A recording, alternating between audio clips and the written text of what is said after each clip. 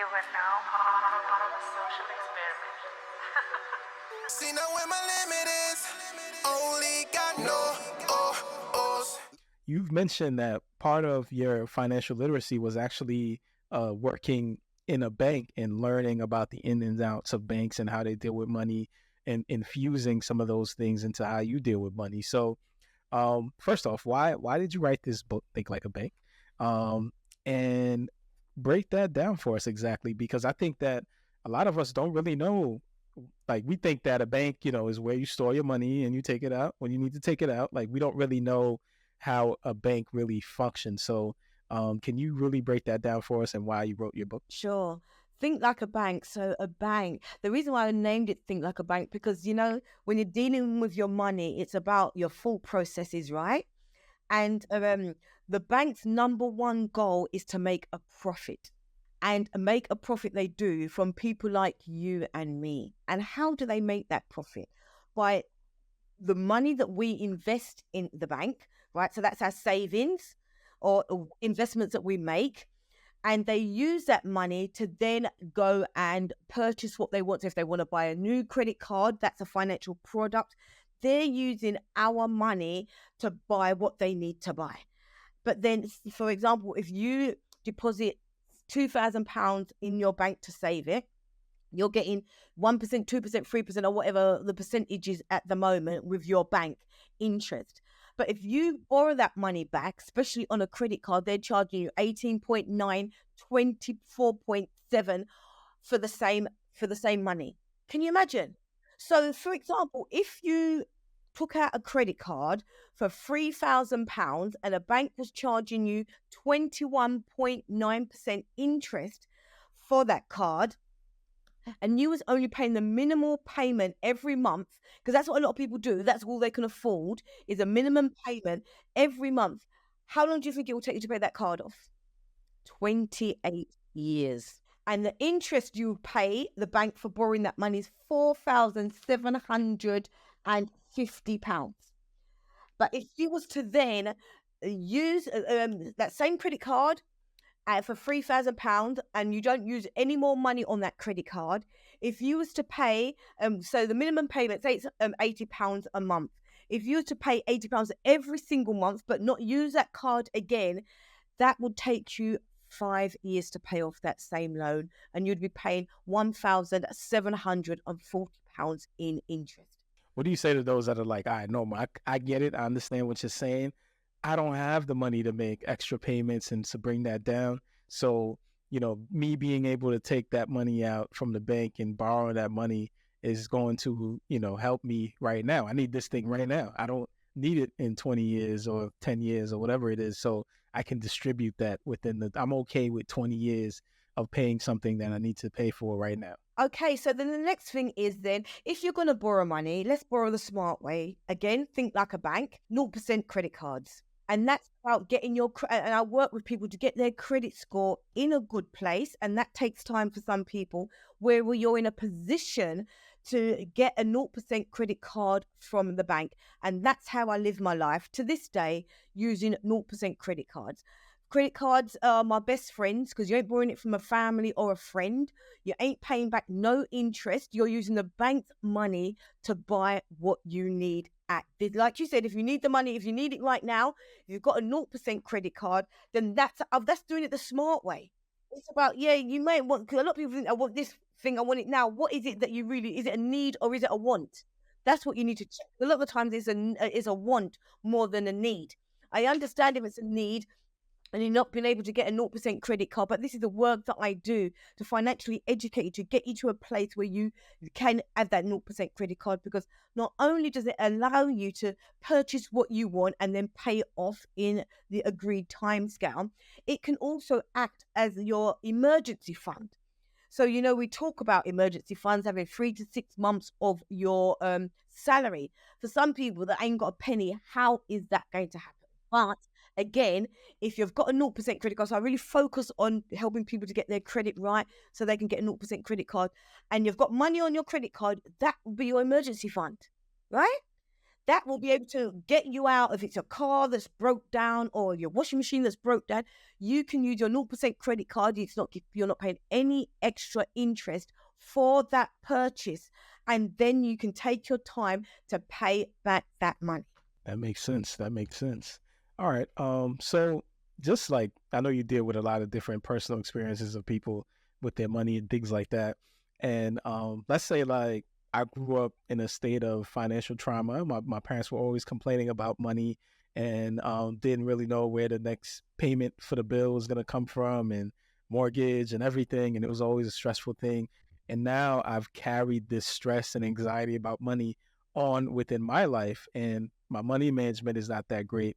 Has to do a lot because of that. How do I begin to tackle these issues and to begin to rethink in a positive way about money? Financial therapy is definitely needed, there for that, because you've been exposed to all of those traumas. And with traumas, they need to be worked through because they're within you, right?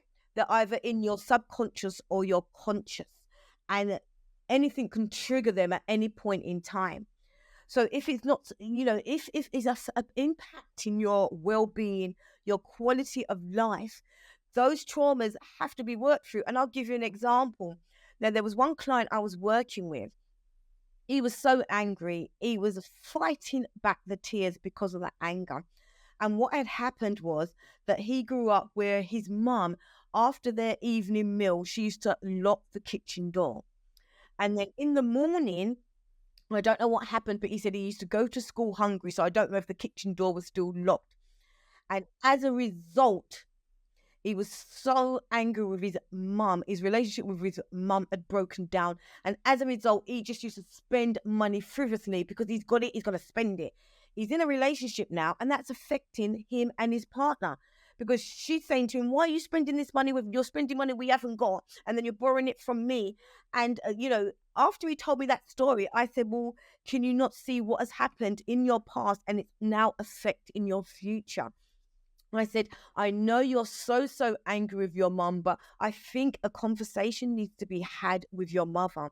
For one, you need to understand why she did it. I'm not saying what she did was right, but it may not have been intentional to be wicked or to be spiteful. It may be learnt behavior. It may be what she had been exposed to help preserve the food in the house, so that everybody wasn't going in the kitchen just to eat and there'll be nothing left. It may be her way of managing the food in the house. I said, so you need to go back and ask your mum why she did it. Because for where it was coming from, she's a wicked woman and look what she done to me and da-da-da-da. But you need to understand what was going on for your mother and how it has impacted you.